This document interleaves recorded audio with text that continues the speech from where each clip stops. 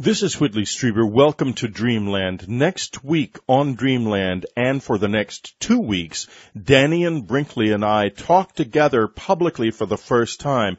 We've been friends for years, and we have put together what we believe is a beautiful, heartwarming, and uplifting Christmas special. Then psychic Marla Fries delves with Dannion into the meaning of psychic power for our subscribers. Plus, on January the 31st, subscribers get to chat live with Dannion Brinkley. Today, a very special show featuring Ann Strieber and an Orbs expert. For those of you who attended the Dreamland Festival, you know there were a lot of photographs taken and that had orbs in them inside the buildings, outside the buildings, and especially quite a few around Ann Strieber, and she's been fascinated with them ever since. Let's listen to her interview an expert on orbs to try to find out once and for all what is going on. Today, I am talking to Antonia Scott Clark, who has written a fascinating book about something that we've all been very curious about for a long time,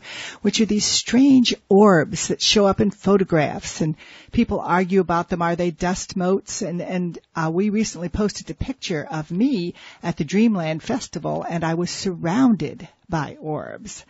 So I'm going to ask Antonia today to tell us what she has discovered about orbs, and her book is called The Incredible Light Beings of the Cosmos. Are Orbs Intelligent Visitors from Another Universe? Antonia, welcome to the show. Thank you, Anne. I sure would have liked to have seen that photo of you at the Dreamland Festival. Well, you know what? I will email it to you. I will email you the link where you can see it after we're done talking. Thank you.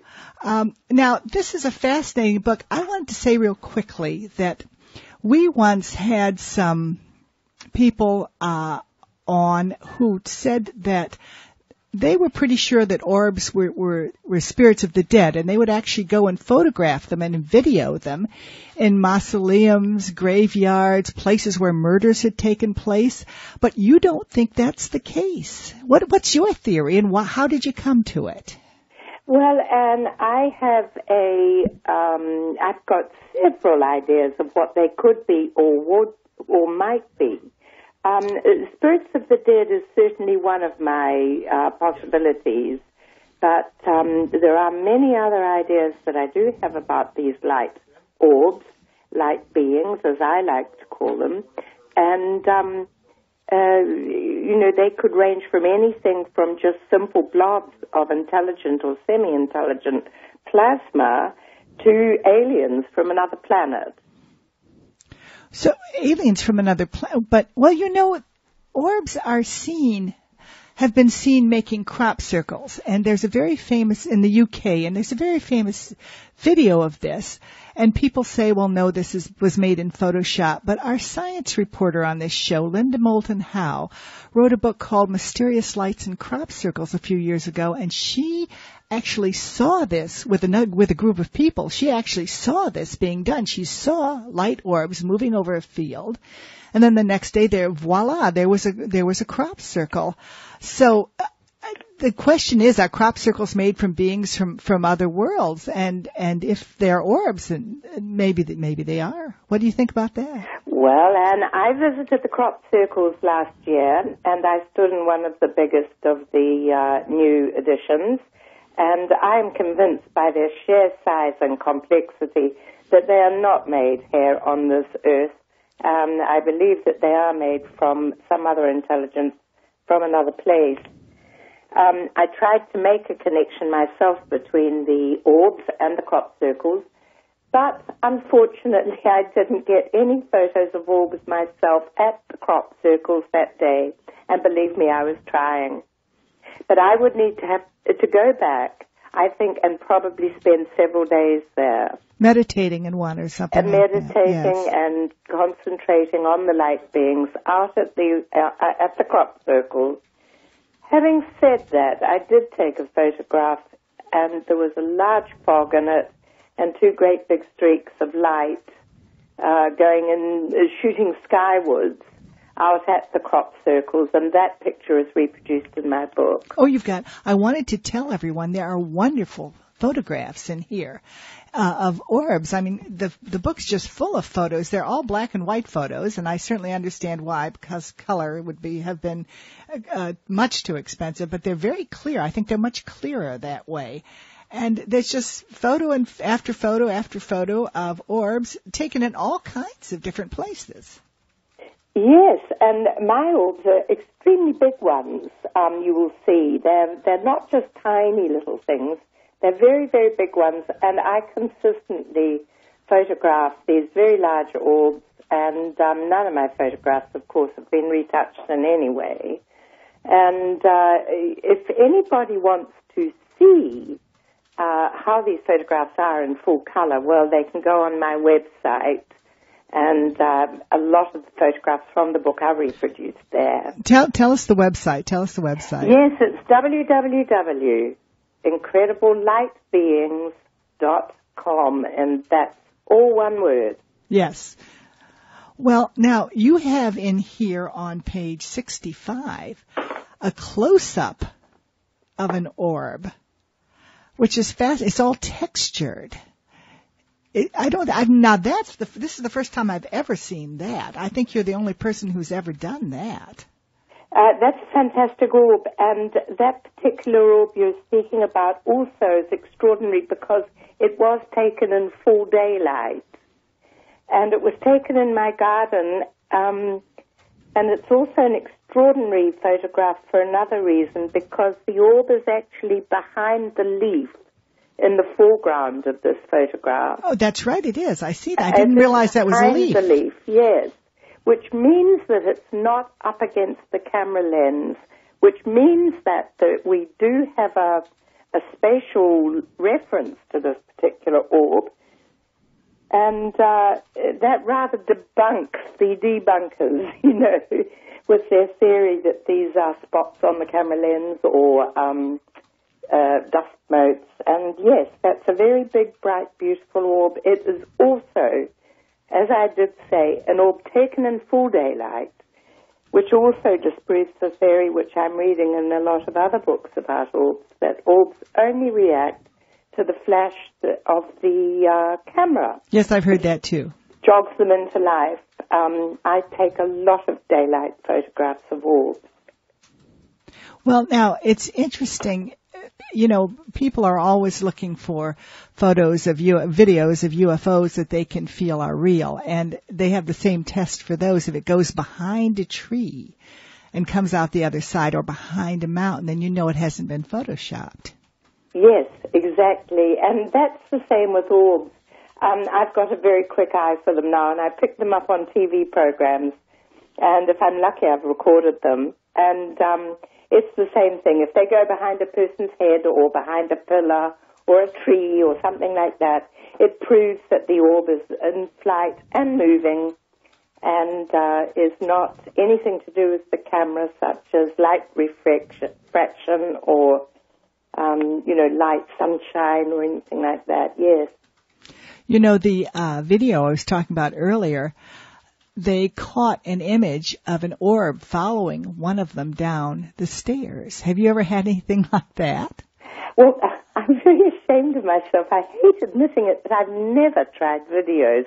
I haven't got a video, and I do say in my book, I promise I'll get a video, everybody, and really try this.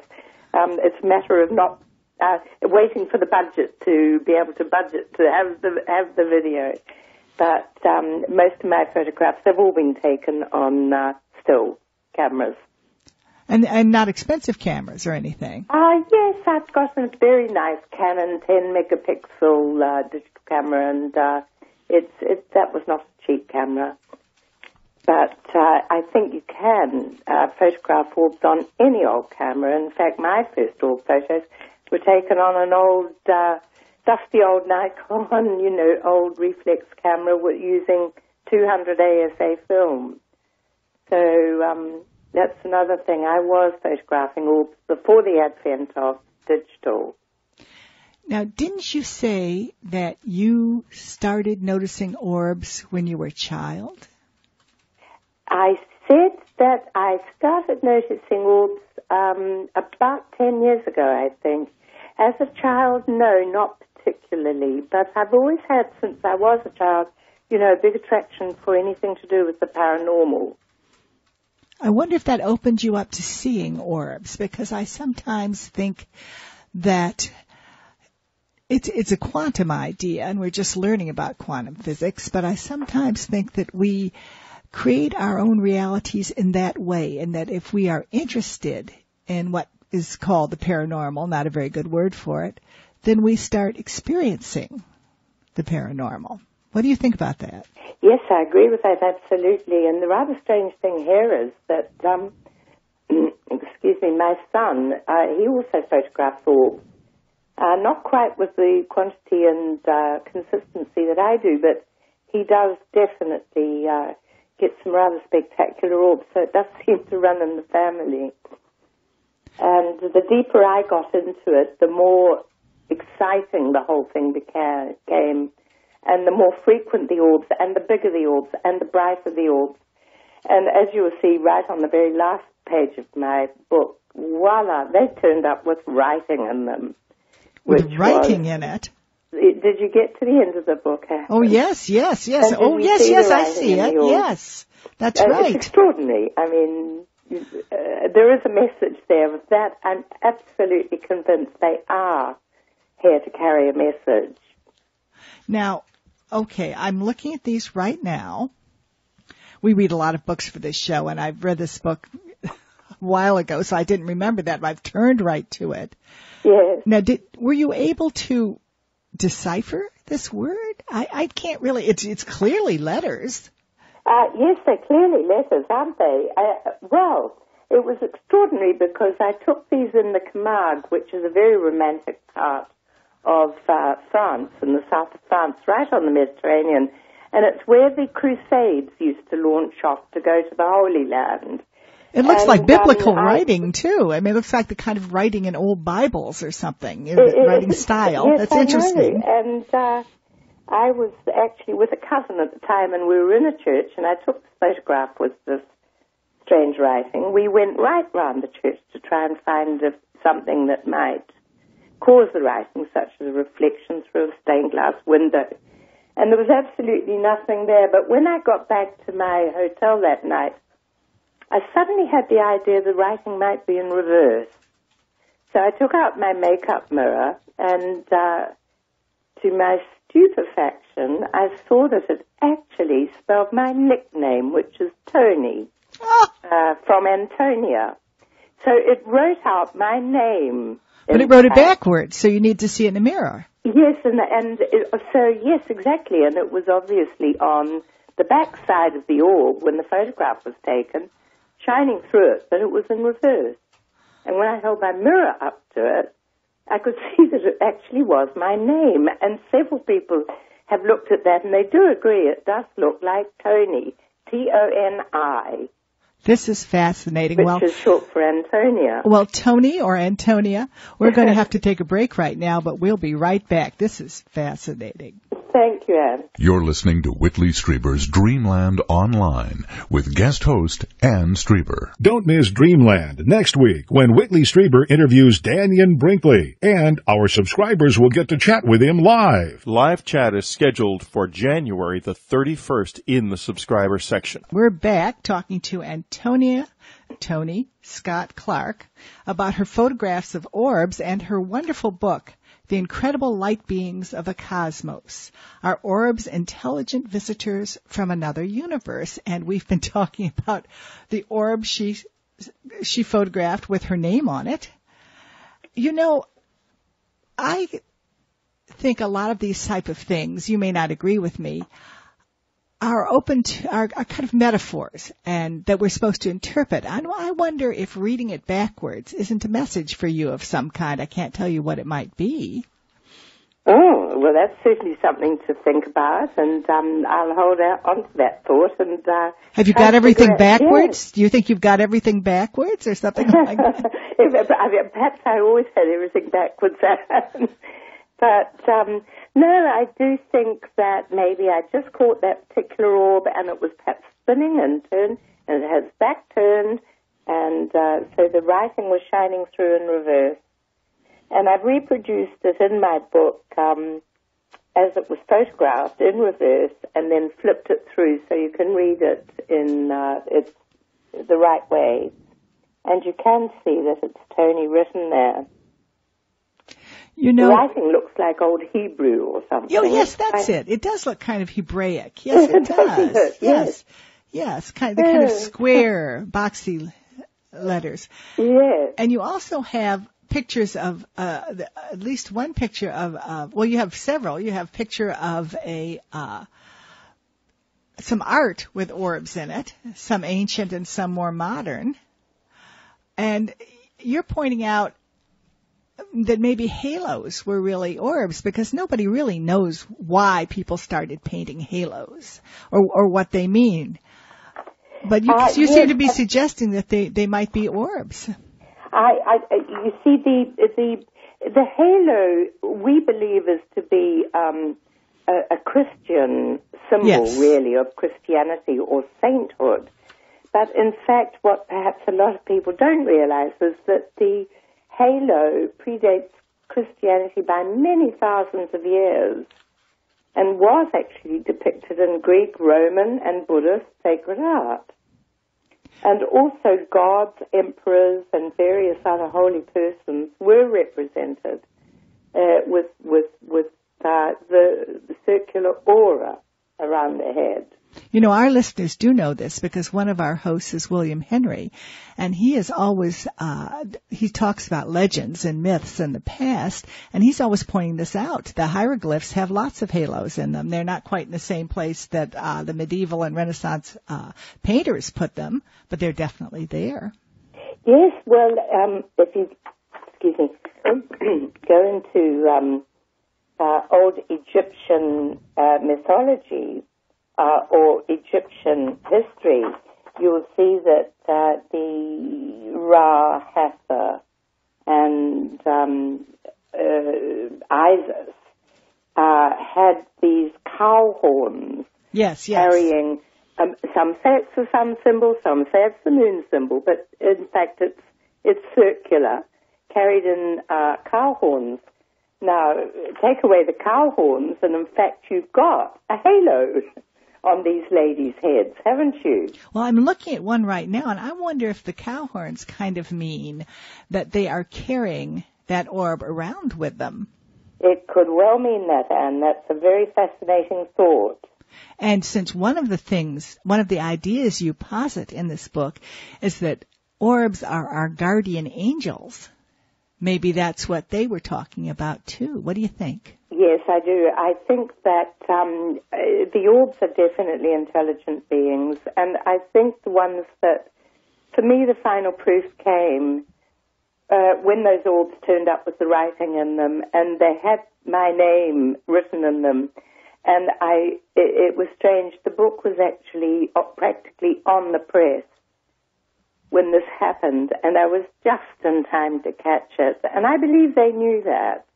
And I believe that they wanted to give a more weighty argument for me and provide a little bit of, a bit more truth of depth. And which is when they showed up with the writing. And I do believe ultimately they could very well be part of our soul pool or our guardian spirits. Well, so what would guardian angels be, though, if they weren't the dead? I mean, wouldn't they be our own relatives and friends coming around to make sure that we're all right? Yes, I think that's the truth of it. I do believe that we all are issue of a soul pool. And your soul pool, Anne, would not be the same as my soul pool, but I believe that we have got our own soul group to which we really belong, and we're probably incarnated time and time again, drawing on the resources, if you like, of that soul group, and come back here to learn the lessons we need to do. And some of the photographs in my book have been, as you'll see, that photograph I call the lentil soup, which was of a huge group of orbs passing through like a great big cloud. Yeah. And idea just came to me, just like as telepathically. This is a soul pool, and that the orbs can break away from this and come and visit. And yes, I do believe that they possibly are our loved ones. And that was, by the time I finished the book, that was how I was feeling about it. Interesting.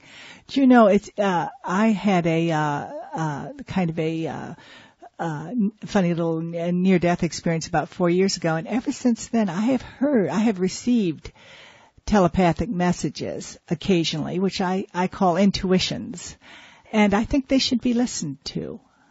Yes, that's amazing, isn't it? Because I had the same. I had a near-death experience once. And what was yours? What was yours? Well, it was peritonitis, and I nearly died. I was very, very close to it, and I was in a coma for a week afterwards. But this was an accident, a car accident? And I did have that going out of my body where I could see the operation taking place, and they were very worried about me. I could hear what they were saying, and he was telling to pump the anesthetic up and to do this and add chemicals, and I could hear it all and see it all. I could see myself lying on the table. And I was trying to tell them I was going to be all right. I knew I was going to be all right, but they didn't think so. But maybe it's from that time that I have, developed a closer spiritual contact. Well, it's very interesting. We're good friends with Danny Brinkley and his wife, and he's the one who wrote the first well-known near-death book, Saved by the Light. Yes, I do believe I read that. And everybody has. It's wonderful. And it's very interesting to talk to somebody else who's had these experiences. It's also interesting to know that I know you're going to talk for subscribers with Whitley about some of your what might be called visitor experiences, and it's very interesting that something that isn't widely known is that many people who see what are called aliens see them with dead friends and relatives. Oh, do they? Yes, they do. This is very common. I read 500,000 letters, and so I know this. But, of course, it's the typical UFO literature doesn't tell us because it doesn't fit their scenarios. Yes. Yes. That's amazing. How interesting. Yeah. That is fascinating. Yeah. So you talk about having more paranormal experiences, and I noticed one wonderful one you talk about. It has to do with Uri Geller. Will you tell us that? This is fascinating. Yes, I will. My friend Belinda Carlisle, who, as you know, wrote the foreword to the book, she was the one who encouraged me to write the book. Belinda's well known to Americans, I believe, as she was lead singer of the Go-Go's in the 80s. She's a rock singer? A rock singer? She's a rock singer, Belinda. Wonderful group of friends there, okay. She's a rock singer. She's got quite a high profile. And anyway, she is very into all this sort of thing.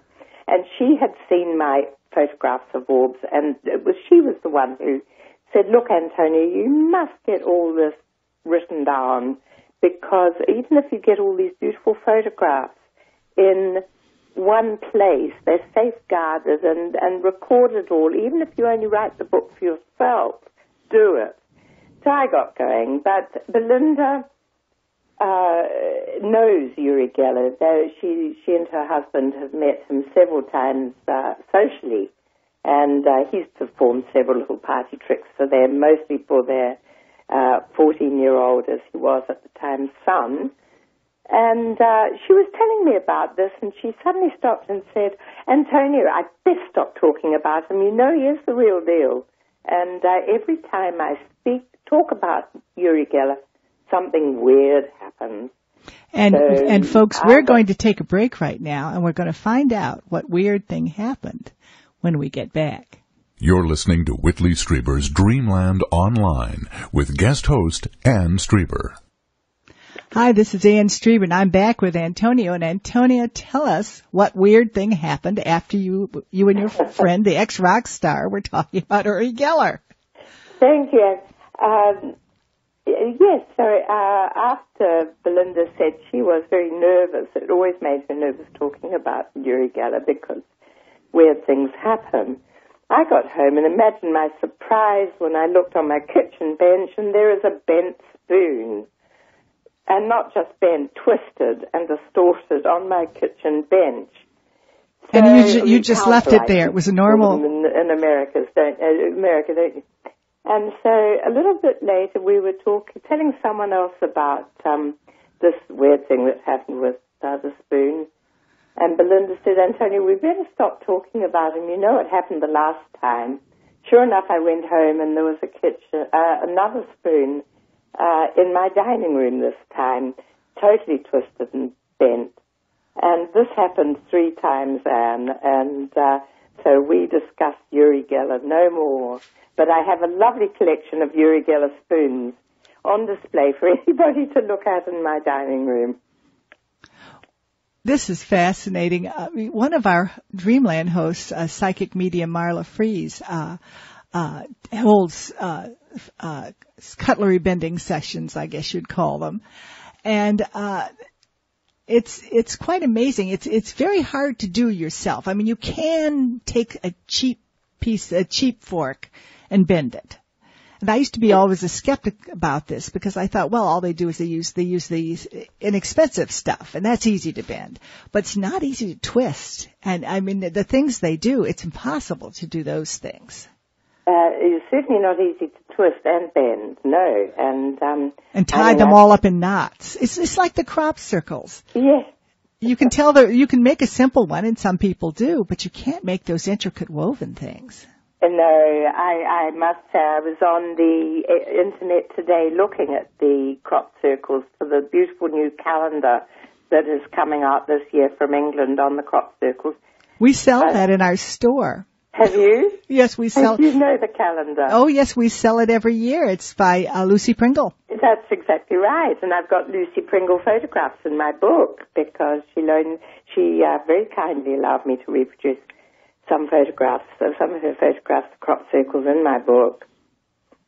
And Whitley does meditations with our subscribers. They are too complex and they're too big. And the idea of 2 old fellas jumping around with a bit of string and a board to make these crop circles, their beauty and their complexity and the message they carry, it's just impossible. It is coming from somewhere else. Of that I'm convinced.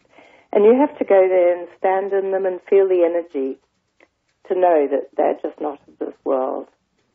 Well, I was going to say that Whitley, for our subscribers, does meditations with the crop circle photos. Oh. And a lot of people get a lot from this. You know, yes. And the BLT group, which is a group of serious scientists, have discovered that the real, quote unquote, crop circles are made with sudden bursts of high heat, but they don't know what sort of instrument's being used. And it's interesting, these orbs must be somehow sending out sudden waves of high heat. Have you ever felt any heat when you've been around them? No, I can't say I have. I really can't say I have, but that is very interesting. And I will watch out for that in future, see if I have noticed a change of temperature. There's something I've never associated with them, though, I must say. Yeah, when people say when people who do ghost hunting say that they can tell there's a ghost around because the temperature lowers. Yes.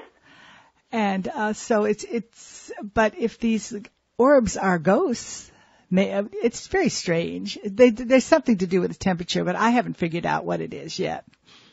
No, well, that's interesting, and you've put me on track there to start thinking about temperature. I've never done that before, I must say. No. Carry a thermometer with you when you take your camera? Yes. Yes, I'll do that. But I do have a definite psychic knowledge when they are there. Really? Something just tells me. I just know they're there. Something does change because I know they're there. And if I grab my camera and start clicking, sure enough, they are there. And I can call them in. Definitely. Or you can call them? Yes, I can call them. Yes, definitely. I can call them and ask them to be present, and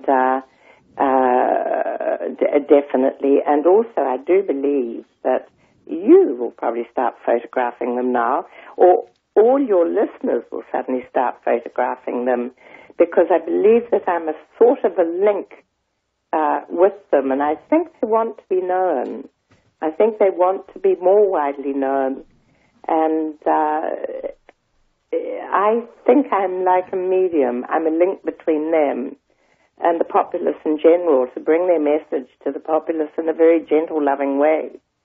Because anybody who has read my book or talked to me about orbs suddenly starts photographing them. And well, you know, the photo I was talking about myself on stage at our Dreamland Festival in June, surrounded by orbs, was sent in by one of our website readers.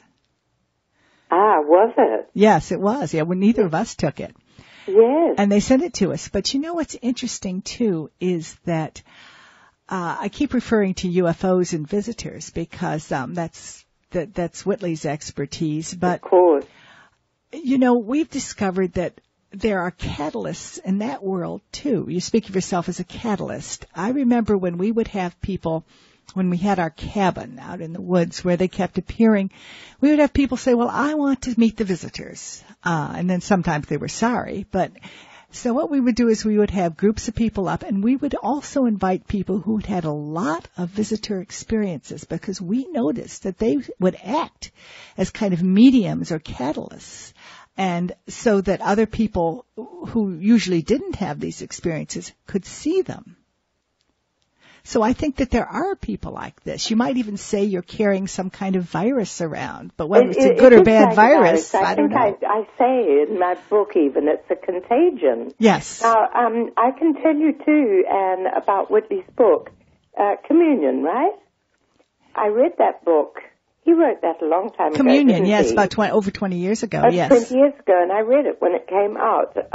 Up in Switzerland I was, and I was skiing on a skiing holiday in Switzerland. I read Whitley's book, and after that I had 2 or 3 definite UFO sightings. Definite, positive, I'm sure they were. Yes, yes. And I felt, too, that he talks about visitations in the night. Suddenly I found I was having all these visitations that seemed to be visitors. I was waking up with cuts on my hand, and like I'd undergone little bits of minor surgery and things. And I felt that Whitley's book had been a catalyst for me to open up to this world. Well, I think it cracks the cosmic egg. I love it. Yes, cracks the cosmic egg. I love it. Yes, of course it does. And I mean, if you somehow get shaken out of your everyday way of looking at the world, yes, then somehow you can see them. If you don't, I think so. And, if you don't already know what's there and what you expect to see. Mm-hmm. The thing about the orbs is they are there. I think my photography proves it. It's beyond doubt to me. And the fact is, you know, they are operating, obviously functioning as probably the UFOs do as well, on a different wavelength, and which our physical eyes and our physical ears can't actually pierce. And I draw the simile to a radio in my book, where the radio is out there broadcasting. We don't see the radio waves, but the radio is there. We just need to tune into the station. That's all we need to do is turn the knob. And I believe that that's what the orbs are, and probably UFOs. We just need to turn the right knobs, and we've got them. Tune into the station is a good way of putting it. Do you know, a quantum physicist would probably say you've got to get into the right parallel universe. And many of them don't think you can get from one to another. But I think that this is what these things are, all these artifacts, visitors, ETs, whatever, orbs. I think they have learned to travel through those wormholes, and they are from some other parallel universe, and that could be death. Death could be a parallel universe. Yeah, absolutely. Totally it could be. Absolutely, it's through the curtain, isn't it? And I wound up my book in the last chapter, second to last chapter, I call it Beyond the Curtain. Yes. Because I believe that this is just beyond the curtain. We are living in parallel universes, parallel worlds. And just as there are many, many parallel radio stations, there are one's putting out classical music, one's putting out heavy rock music, one's putting out, opera. They're all out there. But they're operating on different wavelengths. Well, a quantum physicist would agree with you. I know because I've interviewed a number of them, even though I'm not a scientist. They're fun to talk to. But as quantum physicist would agree with you. And they even say that if we work at it, we may be able to learn how to get into another parallel universe. In other words, if we don't like the one we're in, if we don't like what's going on in our life, maybe if we function a certain way, act a certain way, they don't know how yet, we might be able to move into another one. Yes, and I believe that this is the beginning. I think that we will learn to do this. I believe there are children being born now who are perhaps the children of the future who will learn to move into these other dimensions. Some people call those indigo children. No, I haven't read it, but I must. It's on my short list. Well, I'm going to take a little break right now, and then we'll be right back. And when we get back, I want to tell you just very shortly about a few letters I read among those 500,000 letters that described orbs, and I'll ask you for your opinion on them, because I think here I've got an expert. I might as well get some info. This is Ann Strieber. We'll be right back. This is Whitley Strieber's Dreamland. We go deeper. This is Ann Strieber, and I'm talking with Antonia Scott Clark, author of Incredible Light Beings of the Cosmos, with the website incrediblelightbeings.com. Am I right there? You're right there, Ann. Yes, that's it. And if you want to see some incredible photos of orbs, go to that website and pick up this book, because they are really incredible. And they're obviously, I just think you're just, they're just obviously following you around saying, hey, I'm here. I want to tell you. I feel they're on my shoulder right now talking to you, and while I'm talking to you saying, good girl, go for it, carry the message. Really? Really? You're hearing yes, that? I do. Yes, I think they want to be known. Definitely. We are moving into a new era, a new age of Aquarius, and these are perhaps the heralds of it. And there's so much we don't know, and there's so much that is poo-pooed by science today. But not real science, Tony. Real scientists are open to this. You're talking about the medium level scientists, the real top scientists, the quantum physicists, the people at the top of their fields. They're Yes. open to it, I know, because I've talked to them, including we talked to Martin Rees, the astronomer royal in UK. Whitley interviewed him once, and Whitley said to himself, well, I'm not going to talk about UFOs. And Martin Rees said, well, let's talk about UFOs. So the top guys are not closed to this. It's the high school teacher level. Yes, okay. That is. Yes. Well, that's amazing. Having said that, I've just this afternoon signed a book for a high school child who's taking orbs and photographing orbs consistently. Wonderful. And he found my book and he went out and bought it, and he tracked me down and got me to sign it for him today. And this is a very young person, 16-year-old boy, and he's photographing orbs consistently. Well, it's interesting that one of the children who is seeing, I'd say teenagers, who is seeing having most incredible crop circle sightings in the Netherlands is, I think he's around 16. Really? Oh, yeah, and people know of him. Our science reporter interviewed him, and we also had Bert Jansen on, who's a crop circle expert who knows him. And I think these kids their minds are so much more open, and that's why, as we were talking about, they're seeing these things. Yes. Yes, I do believe that perhaps it will be the next generation who really will pierce. But someone's got to carry the initial message, and this could be part of my job. I feel very, very proud and very honored, I believe, to have been chosen by them to advance this the awareness, really, is the word, isn't it? Do you think they'll get mad at you if you do it wrong? I think they're very gentle and very loving. I've never had anything horrible happen since the light beings have been in my life. That's interesting. I know a lot of people speak about what we call the visitors as negative, evil. But I always notice that the people who do this are kind of negative themselves. I wonder if they're not just projecting. Yes, I wonder. I wonder too. I wonder. Some people are just obsessed with evil aliens, and I don't see this. I don't think they're good angels. I think they've got their own agenda, and we can't figure out what it is. Yes. But yes. I think the orbs probably do too, and maybe they're one and the same thing. I don't know, but I think they're connected. Do you? I'm sure. I don't know why, because I'm not a scientist, and I don't pretend to be, and I don't ever once claim in my book to state something without actually knowing it. I understand as the veracity of my book.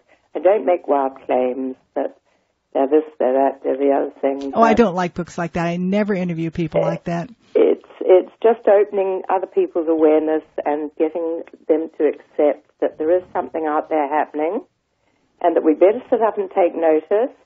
I don't think that there's an evil agenda. I think we know about it by now, and I believe they're coming in a spirit of good and love. Well, now, I wanted to tell you about a few letters I remember, many very well, and see if you have any comments on them. One was a woman wrote about how when she was young, she and her brother shared a bedroom, and they were probably about 1 year apart. And there were 2 cribs in the room.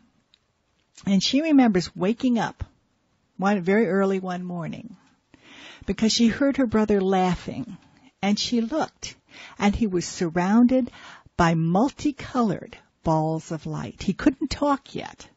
Yes. But he was laughing away because he was just surrounded, and they were all different colors. And I wondered, have you ever seen them like that? Yes, I have, Anne, and I have photographed them like that. The children, the orbs love children, and they love animals. And they're very often to be found in the company of little babies. I think everybody has seen a baby lying in its crib, waving its little arms and legs and gurgling and smiling. That's right. It's something no one else can possibly see, and genuinely giggling and gurgling away. And I believe that they're seeing orbs, and I believe animals can see them too. And that the orbs love to come down and, like fairy godmothers, hang over the baby's crib and amuse the little children. Now, I've got one photograph, and it is a pity, you were right, about my book. It did go into black and white at the very, very last minute because of the cost. There were over 150 photographs in it. So because it was going to be so expensive to reproduce in full color, they just said, no, black and white.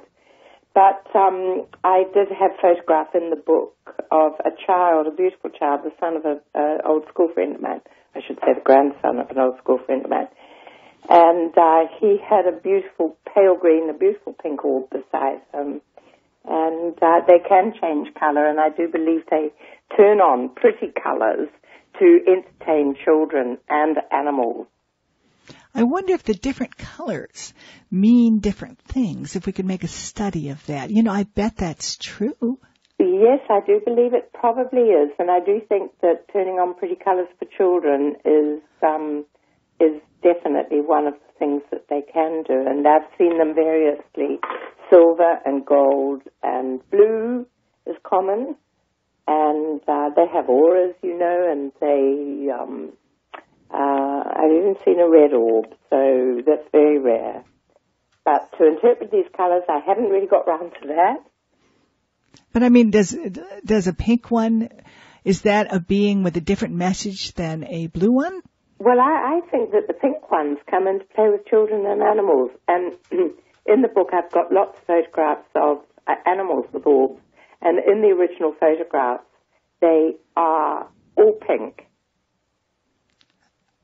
All pink? They're all I wonder if pink has to do with innocence. Maybe it does.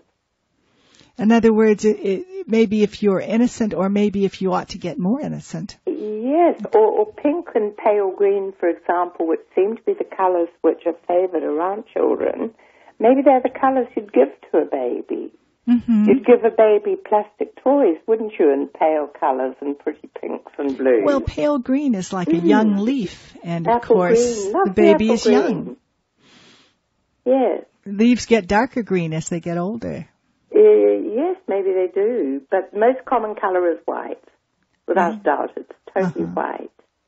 Well, I want to tell you real quick about another letter I received.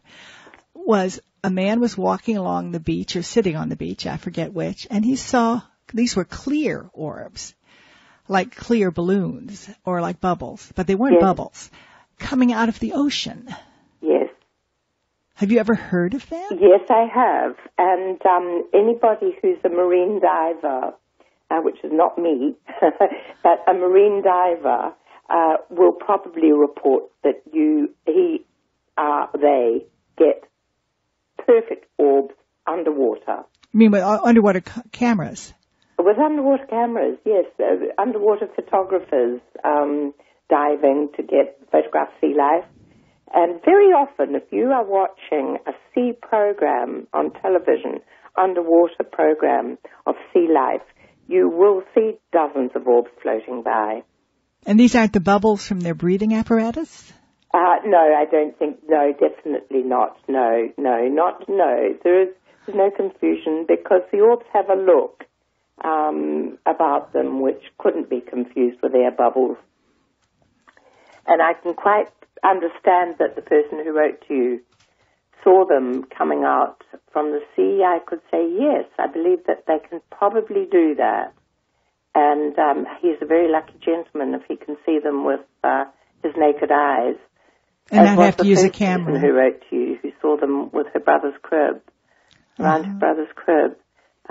Several people have reported to me that they can see them. I personally can't, although I imagine I'm beginning to be able to. But personally, I can't really see them. Somebody read my book. In other words, you just sense they're there, and then you point your camera at them, and you see them in the photo. Yes, well, that's right. So the camera's, I'm using the camera as my eyes. But somebody read my book, and this was a hard-nosed American journalist, and he flew from LA to Sydney, and he read my book in flight, and wrote to me after and said, well, you're not going to believe this, Antonia, but by the time I arrived in Sydney, I was seeing orbs without the camera. Oh. So, yeah, and this is a guy that just simply such a hard-nosed journalist. I don't think he'd make that up. Now, very often people catch UFOs on film and video that they have not seen. And that's very interesting that both these things act the same way. There's something in our brains that's filtering them out. But the camera, of course, only catches reality. The camera never lies. Yes. The camera never lies. And okay, there may be people who do put this stuff out as hoax. Frankly, I don't see the point. It's an awful lot of work to hoax this sort of stuff. But, I think very little of this sort of thing is hoaxed. I think they just people claim this because they don't know what else to do about it. Listen, we have to close now, and we're having so much fun talking. I hate to tell you this. We've done our full show. But as you say, the camera never lies. And I've got to tell you, people, the camera never lies. Incredible Light Beings of the Cosmos. The camera didn't lie for Antonia. It's a wonderful book. Be sure to get it. It was lovely talking to you.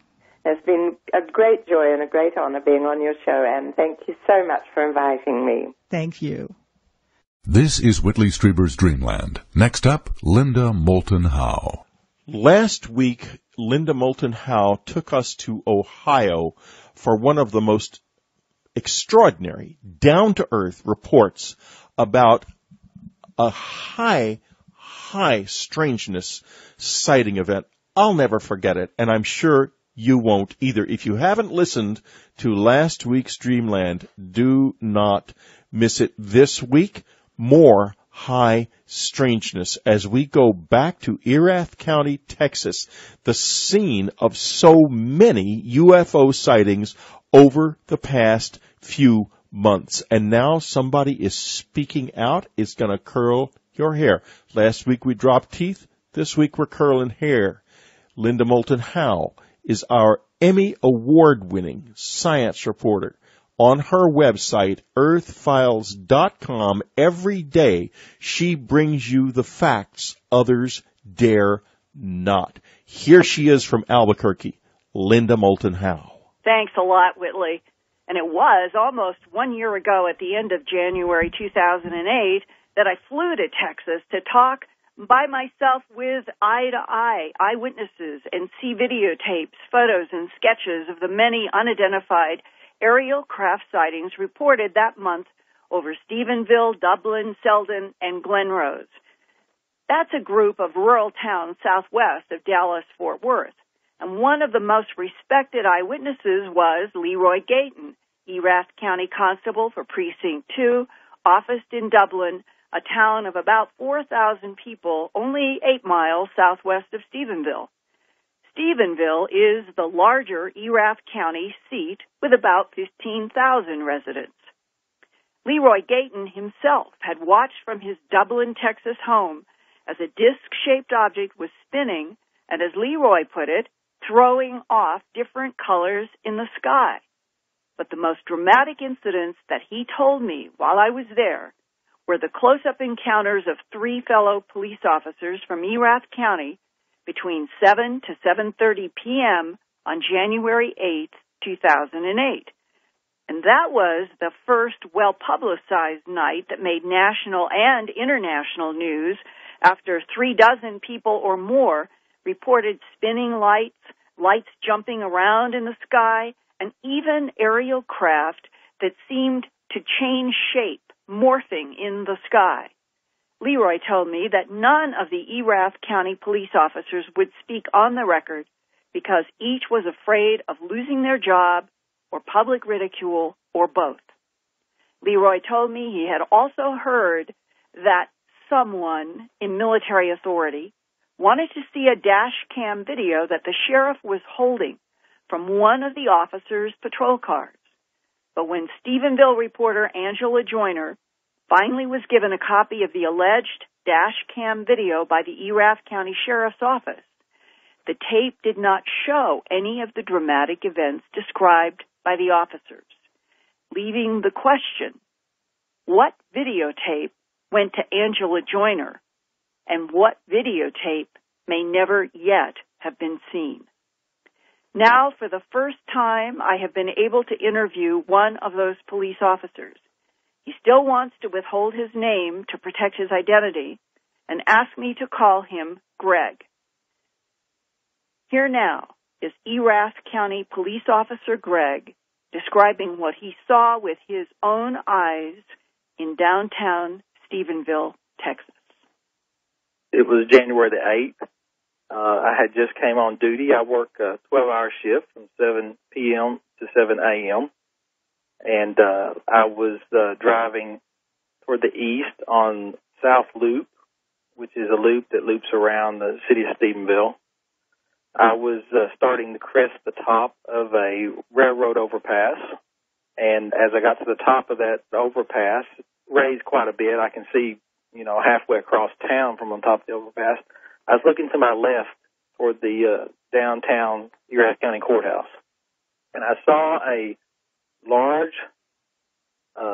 rectangular black object just slowly moving toward the courthouse. I saw it for maybe 3 to 4 seconds, And then I, of course, went down the crest of the hill, and I thought to myself, well, that was a rather large, aircraft of some kind. I've never seen anything that low, moving that slow. And it concerned me for a minute. I thought, well, maybe we have a commercial airliner trying to land at our little airport that can't support that. So I went further down the South Loop and got to about Lillian Street, looked toward the courthouse again. I had a pretty good view. It's winter, it's January, there's no foliage on the trees. And I saw this large craft hovering by the courthouse, about 200 feet off the ground. I went further down to the City Park Bridge on South Loop, and it's a very, very large open area. I have an unobstructed view of the courthouse, and there was this craft hovering there. It had two large, headlights on a car. These headlights were about 35 feet in diameter. The brightness coming off of them was similar to a xenon headlight. I'm sure you've seen those. They were, I would say, a couple of 100 feet apart. The whole craft from the left to the right, I would call wingtip, was about 600 feet across, and it looked like it was further, is longer than that, longer back. Mm-hmm. How high do you think this was above you? Above me, I would say 200 feet. So very close. Now, as far as distance away from me, I would say a quarter of a mile or less.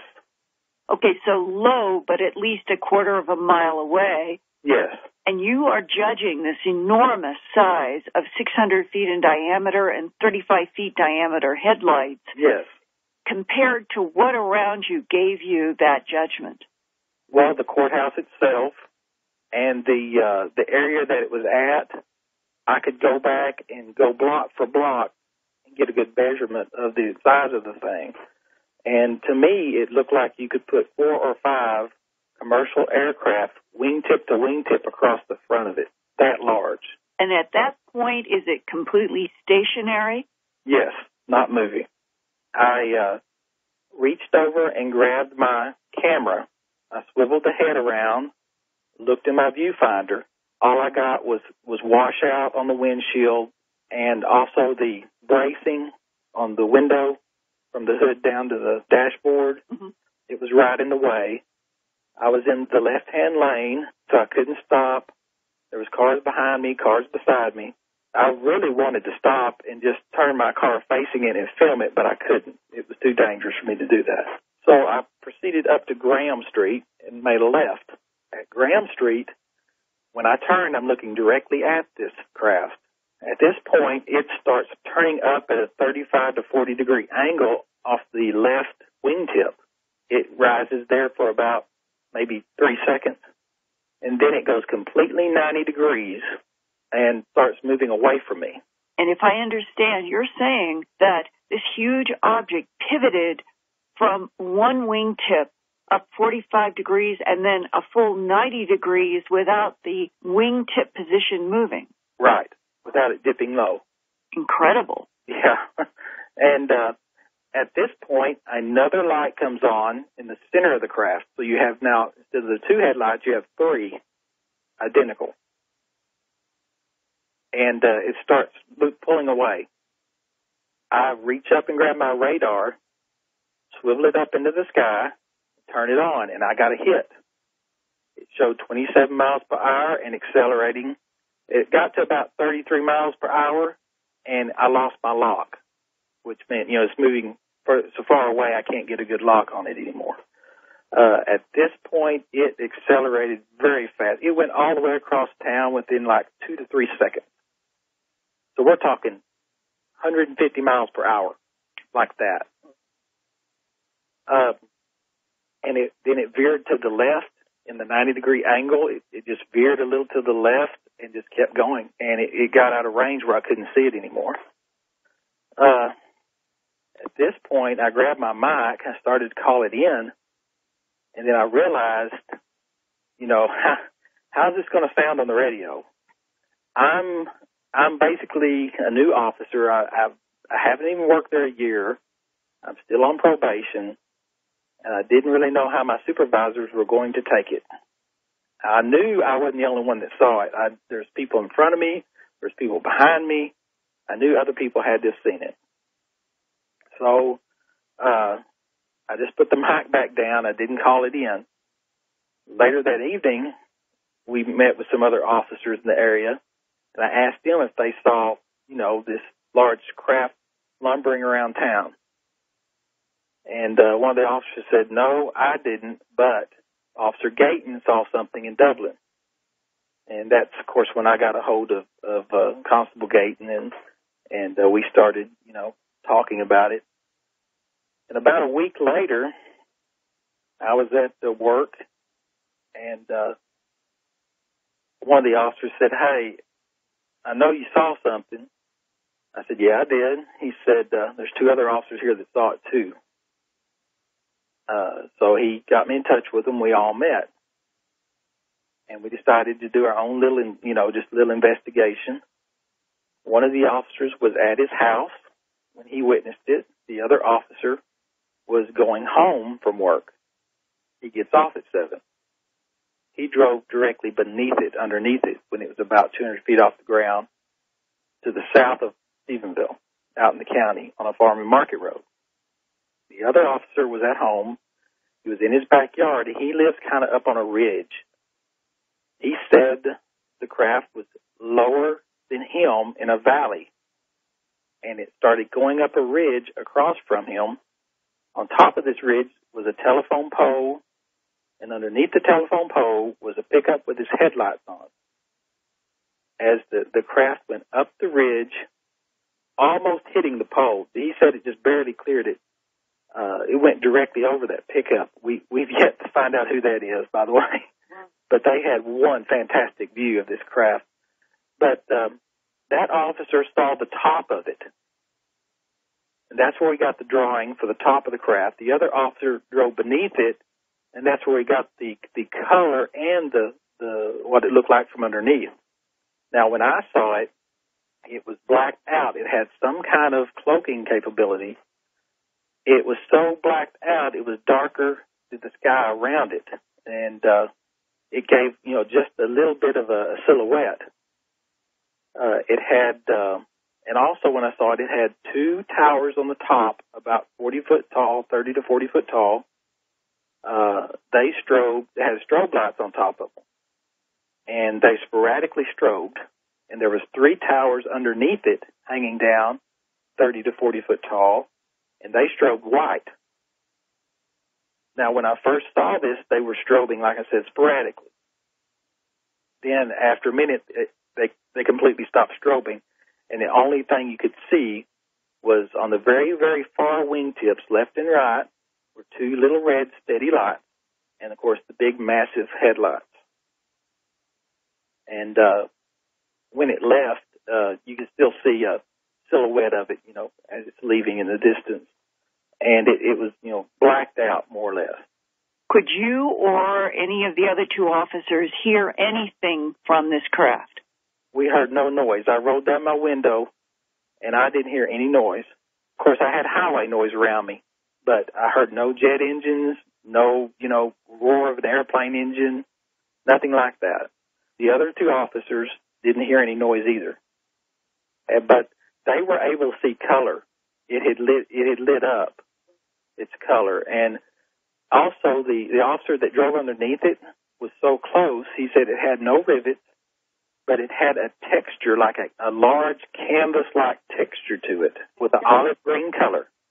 No rivets, some kind of a canvas texture all over it, and was the color of olive drab?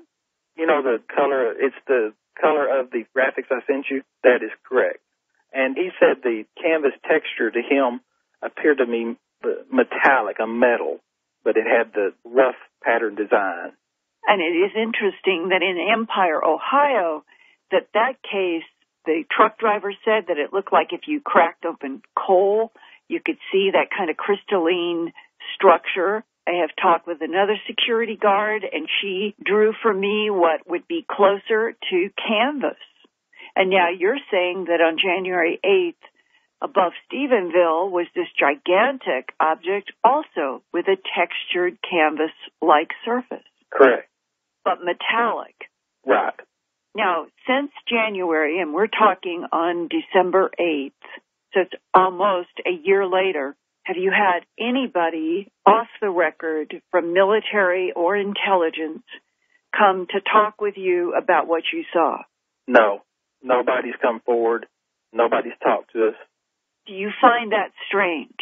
I'm asking in the context of post 9/11, in a world where anything in the sky should be considered a possible national security threat to FEMA, and that this is so large and unidentified that you would think that every single one of you who were eyewitnesses in Stephenville or Dublin on January 8th, 2008, would be interviewed by top authority in FEMA.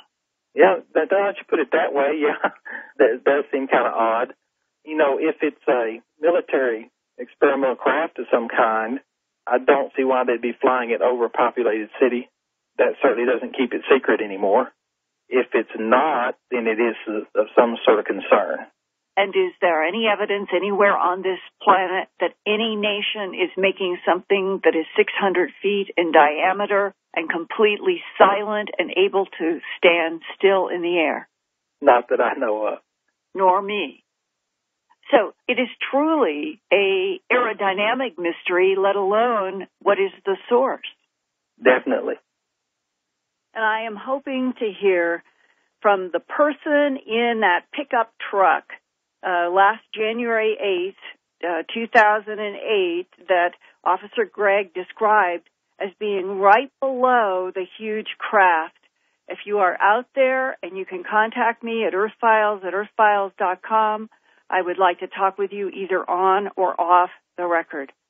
And I have a news update that has not been generally reported at all, surprisingly.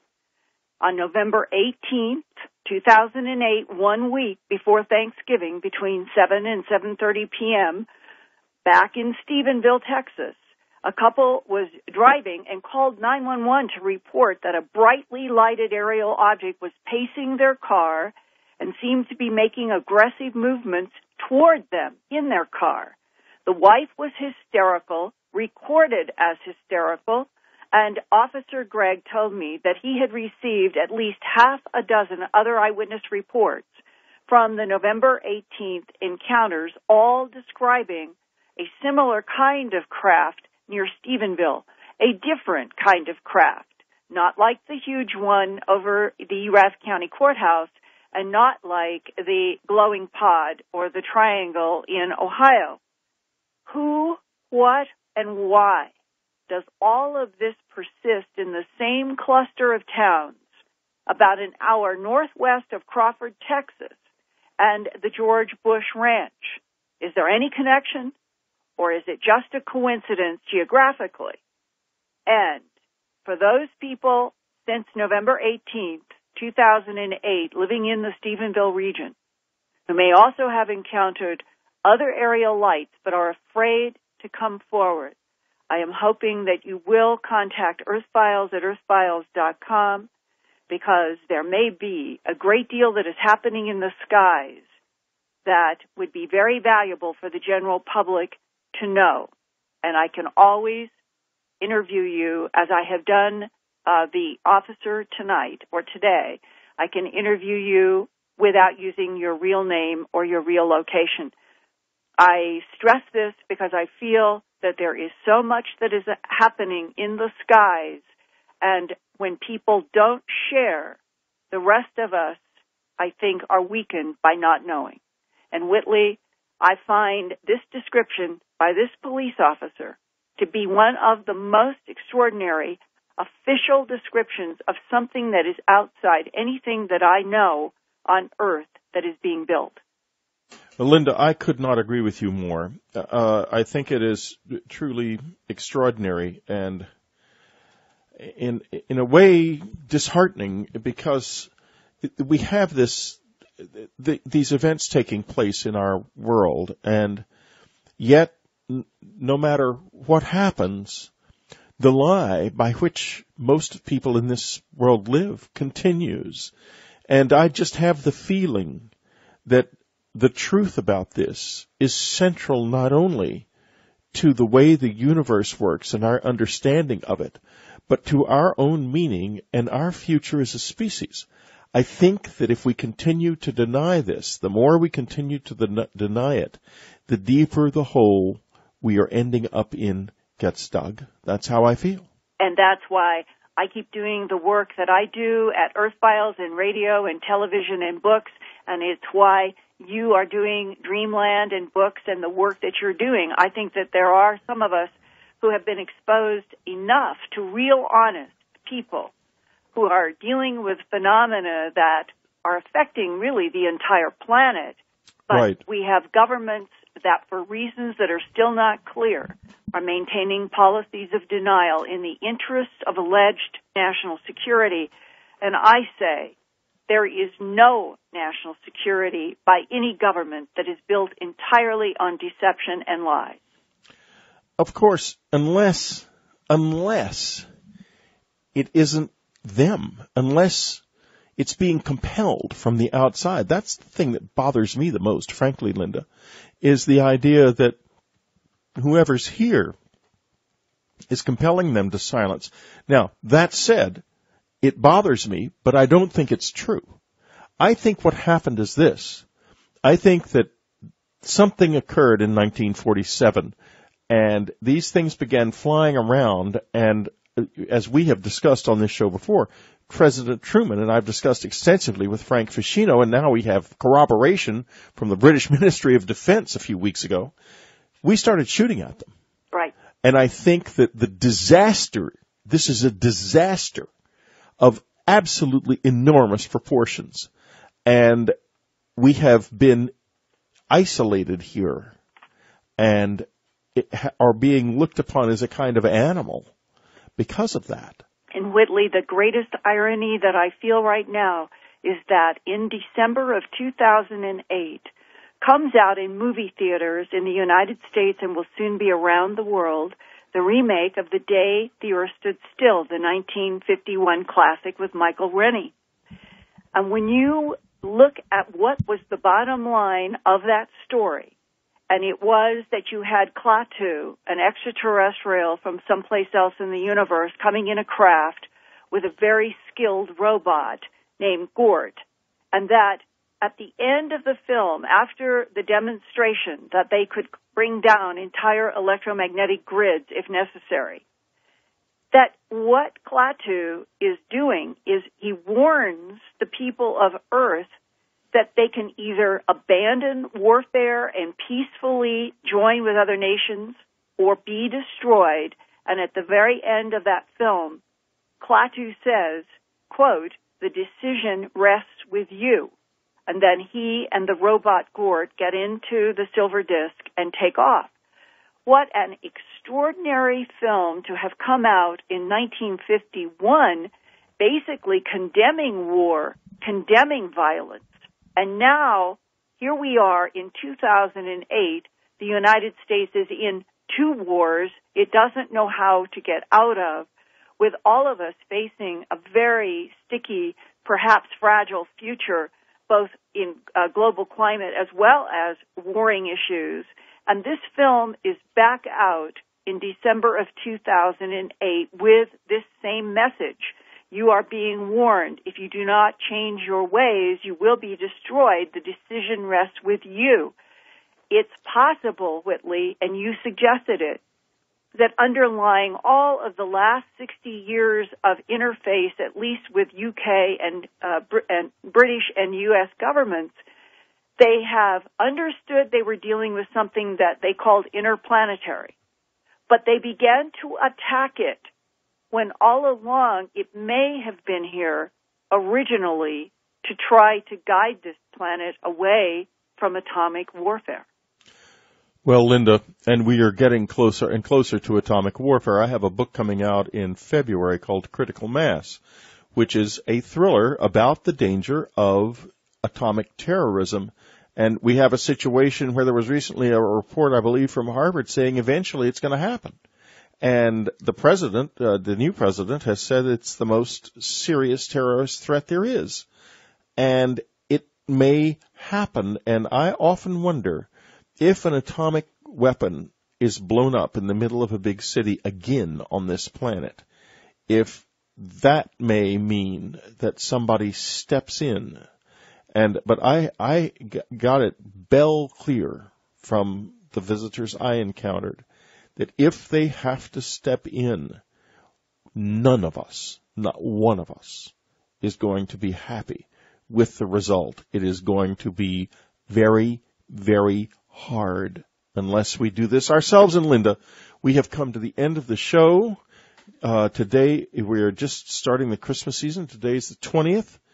And folks, I want to wish you all a very Merry Christmas from myself, Linda, Gort, Clayton, and who knows who else. Yes, Merry Christmas, everyone, in spite of the chaos. In spite of everything. Next week, we're going to be talking to Danian Brinkley. Danny and I have been friends a long time, and we put together a Christmas and New Year's show for you that I think you're going to find uplifting, heartwarming, and very much. And then the next day, there was a crop circle. So the question is, are crop circles made from beings from other worlds? And if they're orbs, then maybe they are. What do you think about that? Well, Anne, I visited the crop circles last year, and I stood in one of the biggest of the new editions. And I am convinced by their sheer size and complexity that they are not made here on this earth. I believe that they are made from some other intelligence from another place. I tried to make a connection myself between the orbs and the crop circles, but unfortunately I didn't get any photos of orbs myself at the crop circles that day, and believe me, I was trying. But I would need to go back, I think, and probably spend several days there. Meditating in one or something. And meditating and concentrating on the light beings out at the crop circles. Having said that, I did take a photograph, and there was a large fog in it, and two great big streaks of light going in, shooting skywards out at the crop circles, and that picture is reproduced in my book. Oh, I wanted to tell everyone there are wonderful photographs in here of orbs. I mean, the book's just full of photos. They're all black and white photos, and I certainly understand why, because color would have been much too expensive, but they're very clear. I think they're much clearer that way. And there's just photo after photo of orbs taken in all kinds of different places. Yes, and my orbs are extremely big ones, and yes, that's a very big, bright, beautiful orb. It is also, as I did say, an orb taken in full daylight, which also disproves the theory which I'm reading in a lot of other books about orbs, that orbs only react to the flash of the camera. Yes, I've heard that too. Jogs them into life. I take a lot of daylight photographs of orbs. Well, now, it's interesting, people are always looking for videos of UFOs that they can feel are real, and they have the same test for those. If it goes behind a tree and comes out the other side, or behind a mountain, then you know it hasn't been photoshopped. Yes, exactly, and that's the same with orbs. I've got a very quick eye for them now, and I pick them up on TV programs, and if I'm lucky, I've recorded them, and it's the same thing. If they go behind a person's head or behind a pillar or a tree or something like that, it proves that the orb is in flight and moving and is not anything to do with the camera, such as light refraction or, light sunshine or anything like that, yes. The video I was talking about earlier, they caught an image of an orb following one of them down the stairs. Have you ever had anything like that? Well, I'm very ashamed of myself. I hate admitting it, but I've never tried videos. I haven't got a video, and I do say in my book, I promise I'll get a video, everybody, and really try this. It's a matter of not waiting for the budget to be able to budget to have the video. You, Anne, I sure would have liked to have seen that photo of you at the Dreamland Festival. Well, you know what? I will email it to you. I will email you the link where you can see it after we're done talking. Thank you. Now, this is a fascinating book. I wanted to say real quickly that we once had some people on who said that they were pretty sure that orbs were spirits of the dead, and they would actually go and photograph them and video them in mausoleums, graveyards, places where murders had taken place. But you don't think that's the case. What's your theory, and how did you come to it? Well, Anne, I have I've got several ideas of what they could be or would or might be. Spirits of the dead is certainly one of my possibilities, but there are many other ideas that I do have about these light orbs, light beings, as I like to call them, and they could range from anything from just simple blobs of intelligent or semi-intelligent plasma to aliens from another planet. So aliens from another planet, but orbs have been seen making crop circles, and there's a very famous in the UK, and there's a very famous video of this, and people say, well, no, this was made in Photoshop, but our science reporter on this show, Linda Moulton Howe, wrote a book called Mysterious Lights and Crop Circles a few years ago, and she actually saw this with a group of people. She actually saw this being done. She saw light orbs moving over a field. This is Whitley Strieber. Welcome to Dreamland. Next week on Dreamland, and for the next 2 weeks, Danian Brinkley and I talk together publicly for the first time. We've been friends for years, and we have put together what we believe is a beautiful, heartwarming, and uplifting Christmas special. Then psychic Marla Fries delves with Danian into the meaning of psychic power for our subscribers. Plus, on January the 31st, subscribers get to chat live with Danian Brinkley. Today, a very special show featuring Anne Strieber and an orbs expert. For those of you who attended the Dreamland Festival, you know there were a lot of photographs taken and that had orbs in them inside the buildings, outside the buildings, and especially quite a few around Anne Strieber. And she's been fascinated with them ever since. Let's listen to her interview an expert on orbs to try to find out once and for all what is going on. Today, I am talking to Antonia Scott Clark, who has written a fascinating book about something that we've all been very curious about for a long time, which are these strange orbs that show up in photographs, and people argue about them. Are they dust motes? And we recently posted a picture of me at the Dreamland Festival, and I was surrounded by orbs. So I'm going to ask Antonia today to tell us what she has discovered about orbs, and her book is called The Incredible Light Beings of the Cosmos. Are Orbs Intelligent Visitors from Another Universe? Antonia, welcome to the show. Thank you. You will see they're not just tiny little things.